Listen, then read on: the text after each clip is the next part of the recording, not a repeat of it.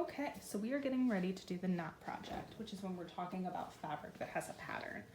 I have my fabric set up straight ahead of my drawing, but I'm going to show you some examples here. I've got striped fabric, I've got a plaid flannel, but what you can see is regardless of how I move the items, the pattern moves with it because the pattern and the fabric are one and the same. So it's a way of exploring how pattern can exist on an object. So what you're going to do is pick your patterned fabric and tie it in a knot and get set up according to the handout, and then you're going to get your materials. We are going to use vine charcoal, our chamois, our kneaded eraser, and as always a stick to measure with. For today, it's going to be a 6-hour assignment, so you will also be using compressed charcoal, but you do not need it today. You can see I always have a little cup that I keep my supplies in so that they don't get lost. Now you are welcome to start by toning your paper, but you are also given the option of working from a blank sheet of paper. But please always at home tape all 4 sides of your drawing. Now, as always, we start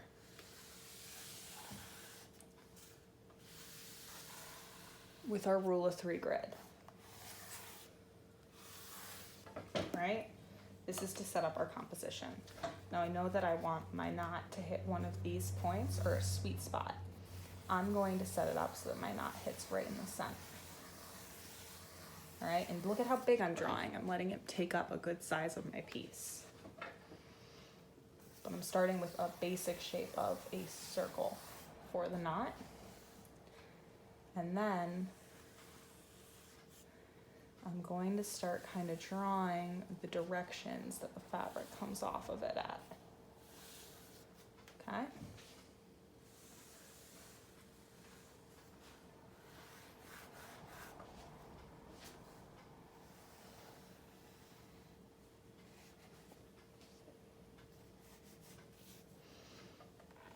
And you can see I'm using line a lot, and I'm using the side of my tool. But what I'm trying to do is very quickly map in directional lines for the fabric that is coming from the sides and up towards the knot, right? My knot, and the fabric that's going out and away. Okay, you don't need to put little arrows in. That's just so that you get an idea of what I'm doing, okay? Now once I kind of have this laid out, what I'm gonna do is I'm gonna start breaking up the knot into its sections. Okay, so I can see that it's broken in half there.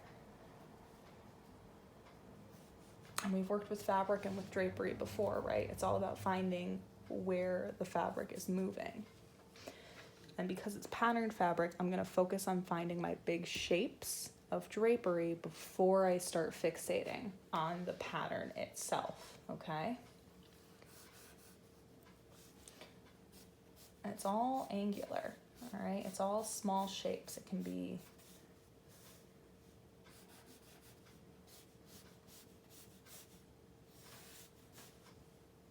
kind of triangles. Oh, I can see a big piece of fabric that comes up here. And it comes this way.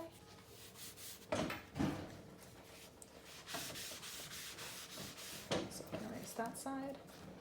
So what I'm doing is I'm trying to show that this fabric here is coming over, while what I'm about to draw is the fabric that's coming under, okay?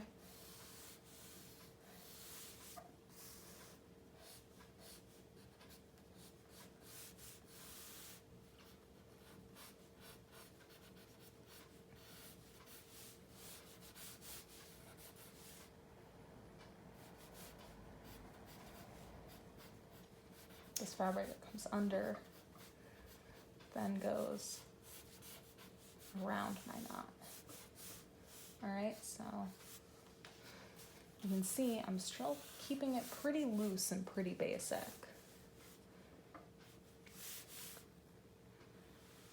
Checking my angles, right? Because these were really quick rash lines. But what I'm gonna do,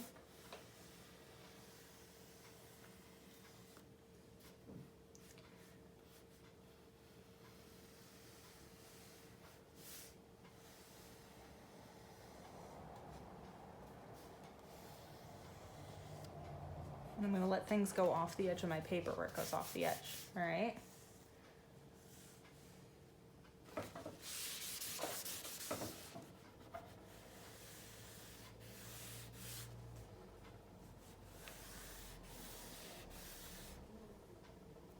Now my fabric is striped fabric, so eventually I'm gonna have to start kind of plotting where my stripes are, but we're not quite there yet, so I'm really just gonna focus on finding a line contour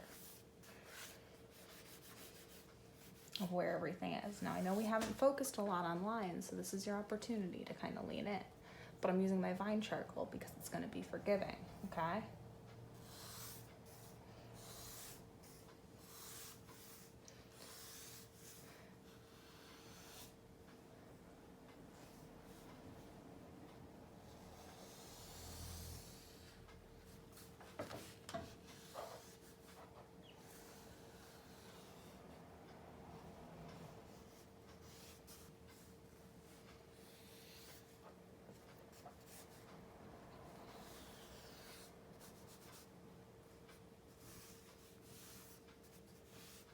Now it's a lot. There's a lot of fabric in this, okay?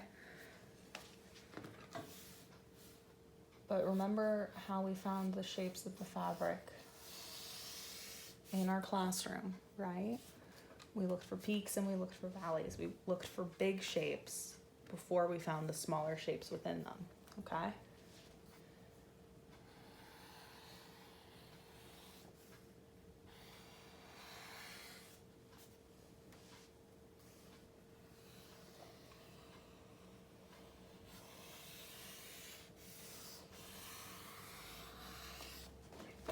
So now I've got most of my basic shapes laid in, okay? I'm gonna tilt you so you can see my still life was right in front of me. Ooh, sorry, I know my finger got in the way there. All right. So now what I'm gonna do is I'm gonna start making decisions about where bigger shadows are, okay? I'm gonna use my vine charcoal broken up into teeny tiny pieces, okay? So that I can do things like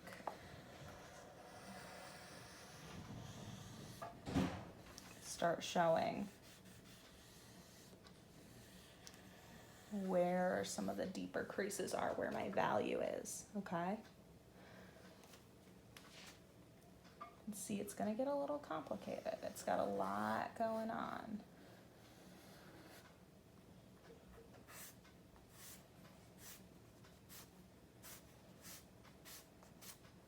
But I wanna start establishing value, okay?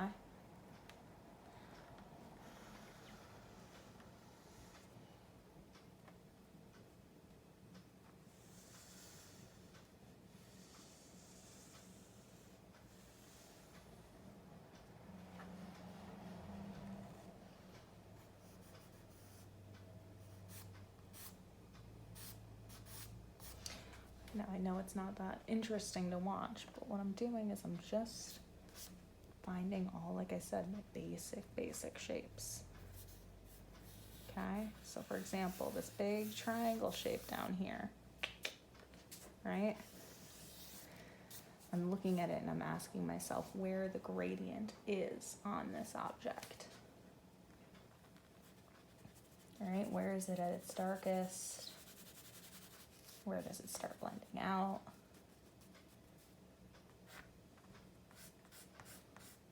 Okay, and I'm just gonna keep moving through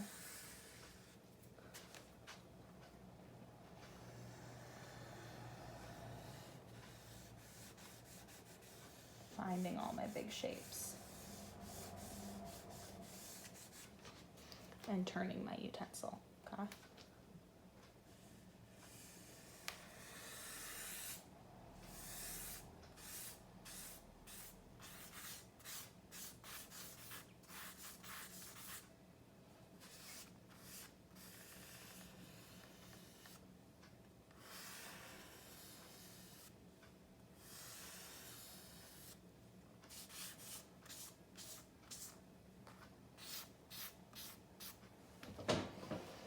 trying to show where fabric gets twisted, where it gets darker, making sure I find things like my negative space.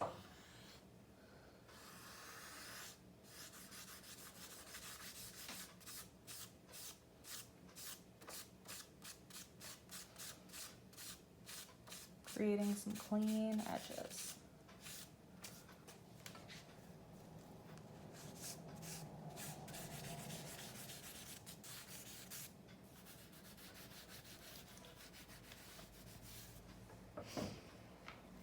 Now it's a lot, but you can see that I'm starting to build up my value in all of my bigger shapes. This shape is very light. This small shape is very dark. Okay, I can see that the knot is dark underneath because it's lit from above. So I can start showing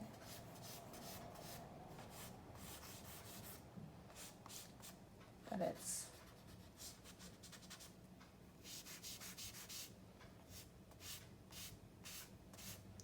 dark underneath, right? I can show that it's dark behind.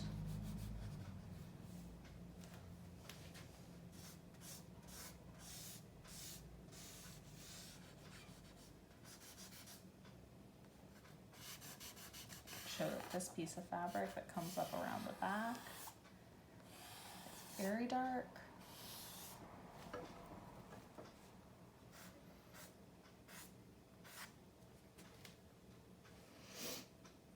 Show that what's inside is coming out and has some shadow to it.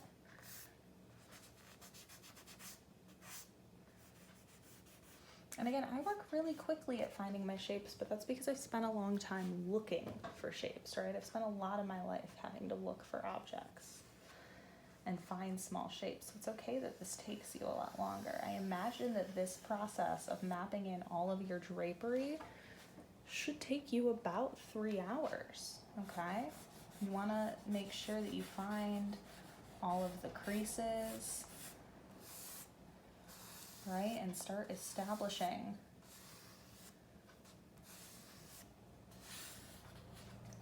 what's happening in your drawing.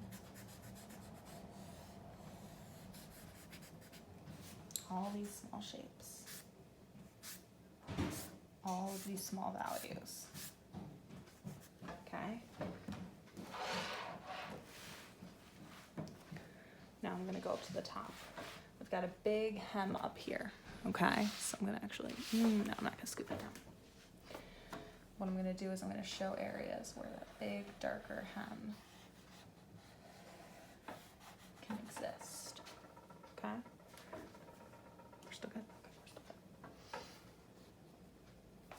And I can follow it and I can watch how it falls and moves, okay?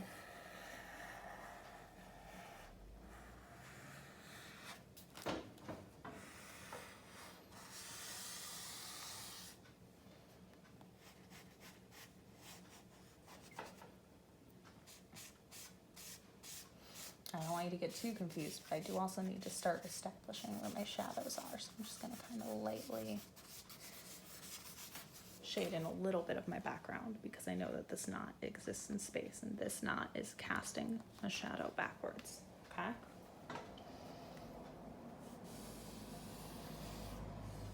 So I'm just gonna start lightly establishing that.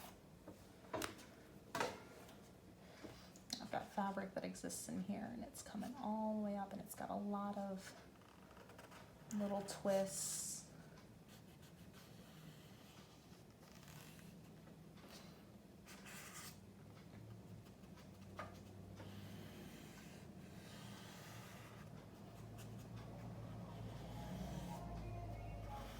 A lot of space. All right, but I want to carefully look because I don't want to make all of these shapes the same width, right? I'm carefully looking at what's actually happening in my still life so that I can make sure that I am best capturing what's accurate and in front of me. All right, I'm drawing right off the edge of the page. I also want to show that this is back in space. So I'm going to knock it back in space by shading over it, okay? Now, this area is really confusing for me because it's not super linear shapes. It's much chunkier, where this fabric kind of comes over and it creates, you know, we've talked about this where you're like, I don't have a word for that shape. It's something much more organic. Okay? But I'm still trying to find it really accurately with my value. Okay? Just because it's not an exact rectangle or an exact triangle or an exact circle doesn't mean it's not, you know, a shape.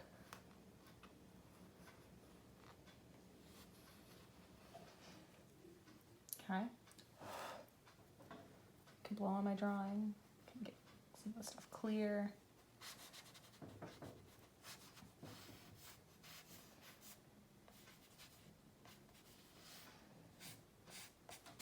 All right, but so this is what I'm doing. I'm building up. I started with my lines, and now I'm really trying to identify where my shapes are.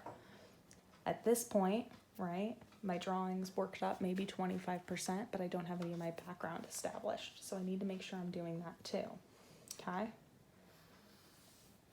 I can see some of my horizon lines.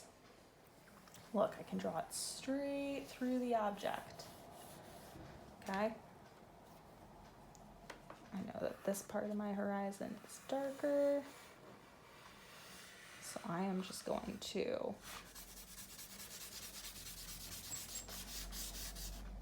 key that right out.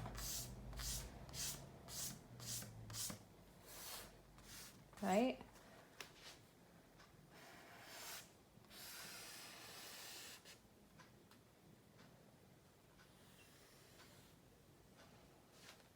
Make sure that that matches, okay.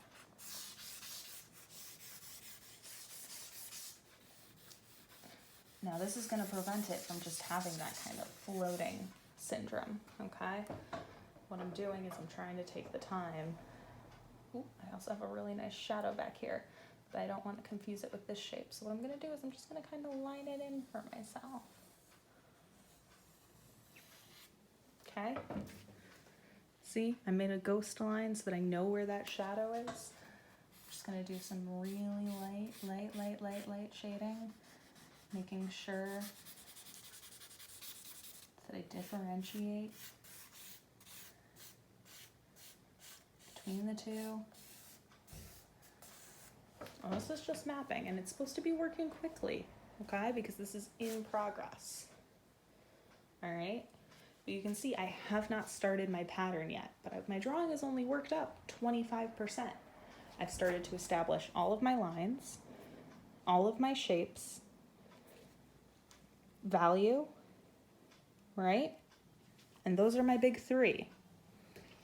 So I know where everything is compositionally.